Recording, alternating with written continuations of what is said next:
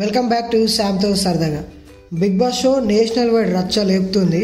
కంటెస్టెంట్లు వల్గర్గా బిహేవ్ చేస్తున్నారంటూ ఓ వీడియో వైరల్ అయింది. ఇక మన తెలుగు బిగ్ బాస్ ఎట్లుంటుందో మరి. దీనికి ముందు వీడియోలో కొంతమంది కంటెస్టెంట్ల పేర్లు చెప్పిన, అయితే ఇప్పుడు కొత్త పేర్లు వినిపిస్తున్నాయి. ఇప్పటికే వివాదాలతో ఆగమాగం అవుతున్న హీరో రాజ్ తరుణ్ బిగ్ బాస్లోకి వస్తుండని అంటుండ్రు.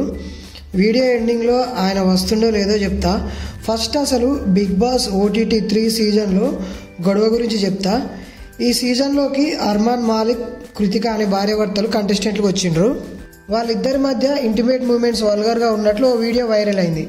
ఇట్లాంటి గలీజ్ పనులు చేసే వాళ్ళని అరెస్ట్ చేసి షోను బ్యాన్ చేయాలని శివసేన లీడర్స్ ప్రశాంత్ దిగే, మనీషా కయండే ఫైర్ అయినరు అన్నమాట. దెబ్బకు షో నిర్వహించే జియో సంస్థ అది మార్ఫింగ్ వీడియో అని ప్రకటించింది. దీనిపై సైబర్ క్రైమ్ యూనిట్ కూడా ఫిర్యాదు చేసింది. ఇక్కడే ఇంత రచ్చ అయిందంటే ఇక మన బిగ్ బాస్ ఎట్లుంటుందో. అసలే లోగోలో వైపు ఐసు, ఇంకో వైపు ఫైర్ లాగా అనిపిస్తుంది. అంటే 2 హౌజులు ఉండొచ్చు. మధ్యలో అష్టదిగ్బంధనంలో సింబల్ ఉంది, అంటే సీక్రెట్ రూమ్ కావచ్చు అది.